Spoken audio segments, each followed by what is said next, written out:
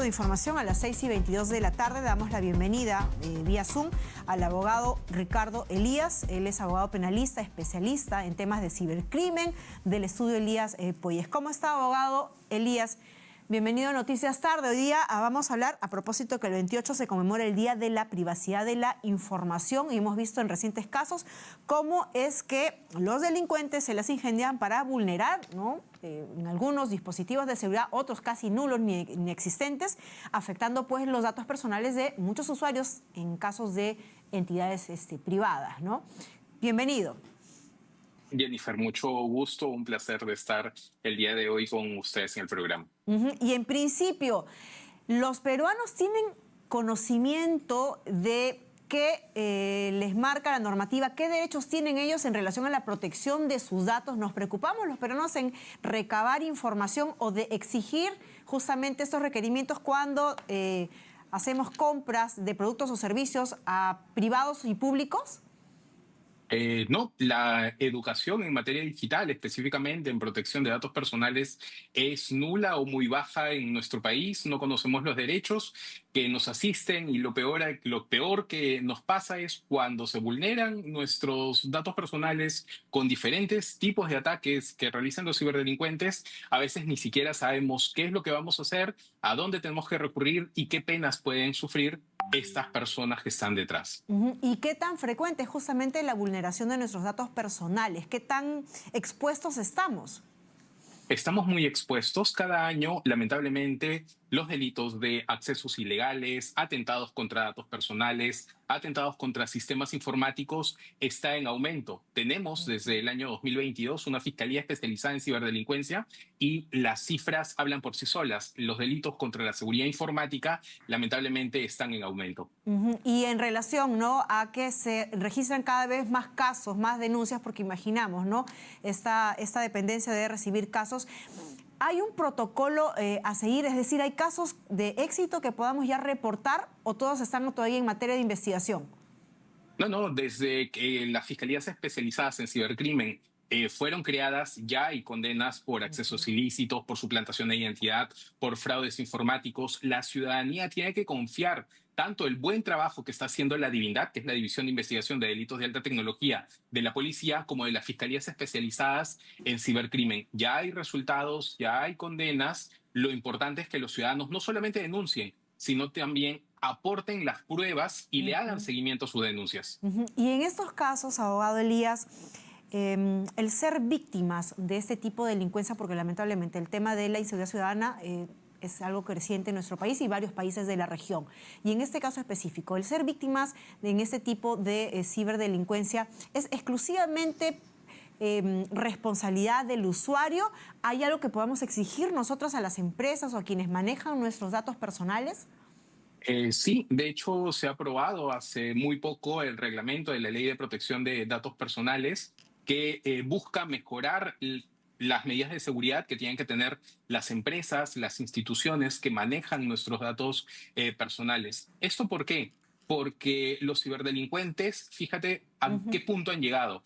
En el año 2023 y el año 2024 se ha venido proliferando un tipo de ataque que se conoce como ransomware as a service, el secuestro de informático de datos y de sistemas informáticos como un servicio. Incluso el ciberdelincuente trata de contactar a la víctima y ofrecerle, entre comillas, un servicio de calidad. ¿Para qué? Para que paguen un rescate, muchas veces con criptomonedas, y puedan recuperar la información. Si no lo pagas, no solamente pierdes la información, sino que ellos venden y divulgan nuestra información. ¿Y qué tan diligentes son las empresas peruanas al momento justamente de cautelar o de cuidar nuestros datos personales? Que muchas veces nosotros como usuarios entregamos sin siquiera tener pues la cautela de que son datos que pueden abrirle la puerta pues a muchos delincuentes. Bien, las empresas vienen mejorando el tratamiento y la protección de los datos personales, pero lo que tú señalas, Jennifer, es un punto clave. ¿Cuántas veces hemos descargado aplicaciones y le damos clic en aceptar sin saber siquiera qué estamos aceptando, qué información está recolectando las aplicaciones y los programas, cuántos datos personales? Y no solamente decimos nombre, DNI, sino también información sensible como la geolocalización o datos personales le estamos brindando tan solamente dándole clic en aceptar y En acepto aceptar. ujú. Eso, claro, eso es lo que necesitamos conocer y educarnos, porque el día que un ciberdelincuente ataca este tipo de aplicaciones, ataca estos programas o ataca a esta base de datos, se pueden hacer de mucha información. Hoy en día vale mucho más la información que tenemos en un teléfono que el teléfono, por más alta gama que tengamos, vale. Ujú. Por eso es que incluso la recomendación, ¿no?, es puntual y precisa, ¿no? Si es que se nos llega a hurtar ese aparatito que se ha vuelto, pues, ¿no?, de tanta necesidad, lo primero que uno tiene que hacer es llamar a las entidades bancarias que tienen afiliado al teléfono para tratar de evitar, pues, justamente, ¿no?, el robo. Y verás, el teléfono es la función de llamar del teléfono es lo último que usamos. Lo usamos para navegar en redes sociales, revisar correos electrónicos, enviar Billetera documentos. electrónica. Ujú. Todo lo tenemos, toda nuestra vida digital se encuentra en ese dispositivo. Ahí están almacenados los datos personales y mucha información que hoy en día es valiosa para el delincuente. Ujú. Y en el caso de haberse ya incurrido un delito, ¿no?, y una persona se ha visto vulnerada en sus datos personales y de esa manera se ha podido cometer un hurto o una estafa, ¿no?, ahora, bueno, de nueva con distintos nombres que tiene, ¿alcanza responsabilidad penal a las empresas que manejaron ese tipo de datos? ¿Cómo se realiza un proceso en estos casos? Bien, a ver, en los procesos penales responde la persona que cometió el delito, Ujú. que es que es el ciberdelincuente, al que Claro. accedió a la base de datos, al que vendió la base de datos, al que usó la base de datos. Ahora, ¿eso significa que las empresas no se van a responsabilizar? Mi respuesta es depende. ¿De qué depende? Va a depender si es que hay funcionarios involucrados, si hay algún Ujú. funcionario, algún trabajador que esté suministrando esta información que es privada y que es reservada al delincuente, desde luego que puede alcanzar, no desde el punto de vista penal de las empresas, pero sino también desde el punto de vista de resarcimiento económico. Entonces, no se descarta que en este tipo de ataques haya complicidad, lamentablemente, con funcionarios, que es lo que se conoce como insiders dentro de la empresa. Ujú. Pero este proceso, al momento que se da, es un proceso largo. Es decir, recientemente hemos visto que lamentablemente una entidad financiera muy conocida en nuestro país, ¿no?, se le vulneraron la base de datos y luego hemos visto que esta misma entidad bancaria emite, pues, una campaña como que de entrega crédito cash. Y ya nos han notificado de casos, ¿no?, en las cuales se manejaron los datos de los usuarios y se hizo una estafa y se produjo robos a través de ello. Entonces a nosotros nos hace pensar cómo es que una empresa, si es que ya se vio vulnerada, se anima luego, a poco tiempo, a realizar una campaña de ese tipo, donde puede ser prácticamente vulnerado una vez más y afectar a sus clientes, cosa que ya ocurrió.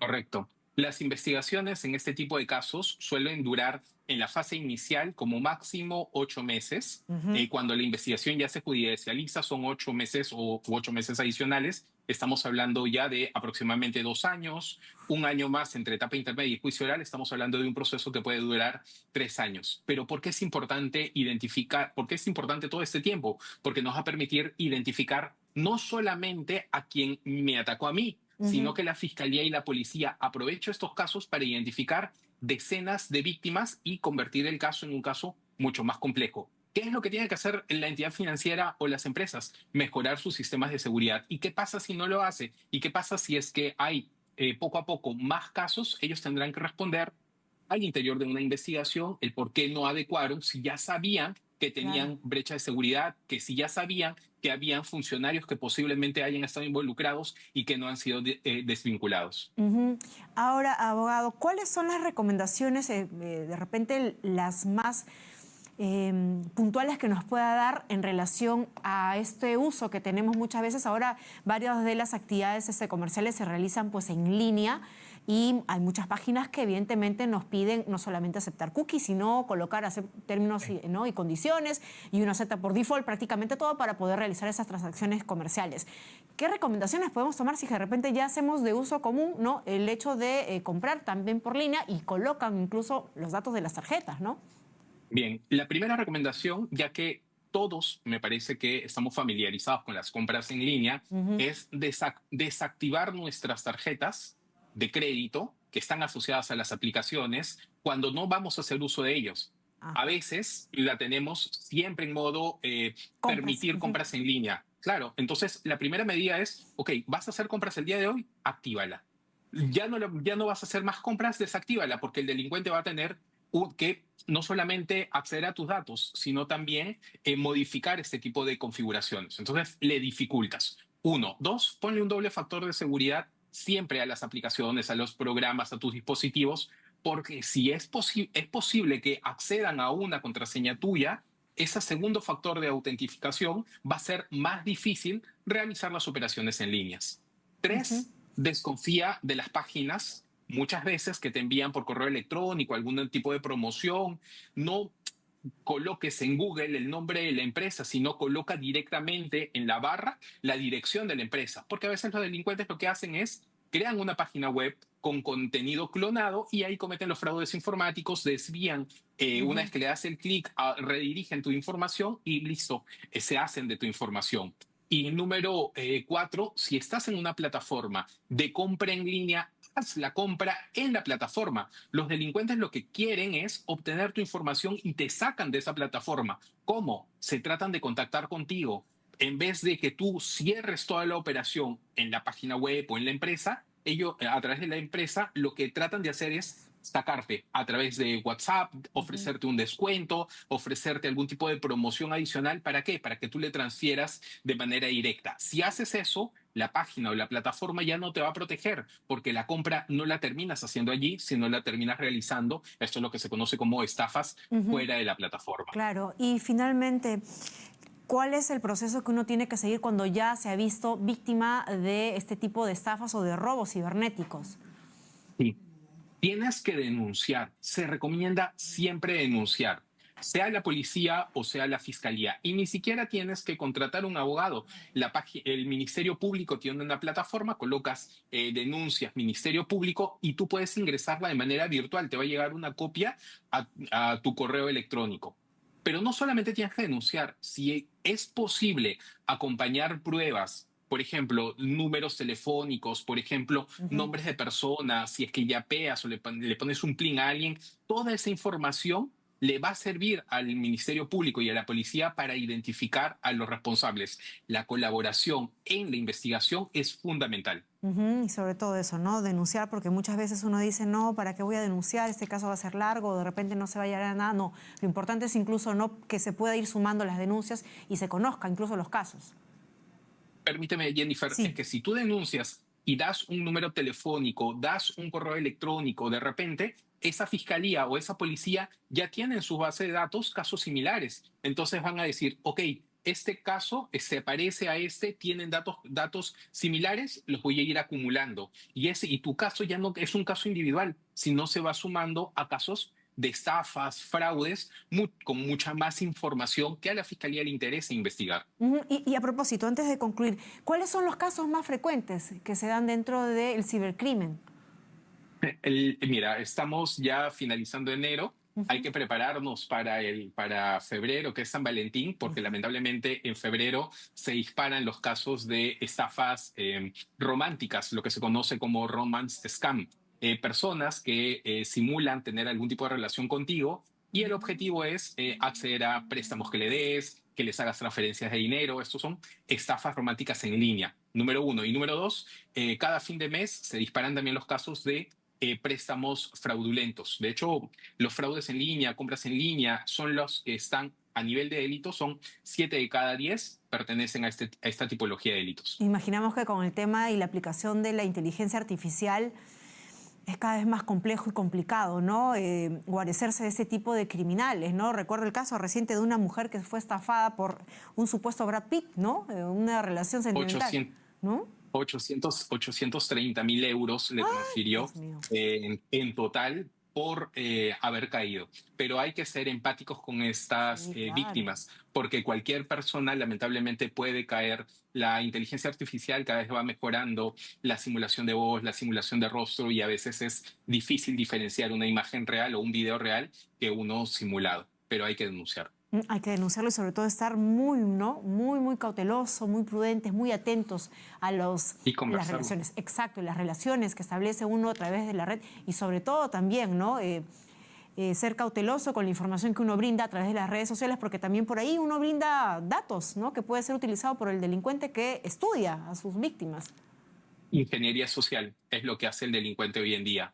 Ve qué información publicas en redes sociales, ve tus familiares, amigos, qué estás publicando en el día a día y con eso te estudia y con eso va dándote información para ganarse la confianza. Y lo que tú señalas también es muy importante. Es importante conversarlo con nuestros padres, con nuestros hijos, sobrinos, amigos, abuelos, porque a veces cuando algunas víctimas que han caído en este tipo de delitos sienten vergüenza de haber perdido dinero y creen que digamos, tienen un sentimiento muy negativo hacia ellos. Hay que mostrarles empatía y sobre todo hay que brindarles ayuda y animarlos a denunciar. Hay que hacer esa contención emocional todos, ¿no? Porque lamentablemente con el tema de las nuevas tecnologías uno no nace, ¿no? Sabiendo, muchos somos migrantes, no hemos nacido en esa época de las tecnologías como ahora sí los jovencitos tienen la facilidad de manejar y en todo caso estamos pues para ayudar, sobre todo, ¿no? También, ¿no? Tener esas palabras claves que sabemos se utilizan ahora para evitar estafas, cuando de repente por ahí nos roban el celular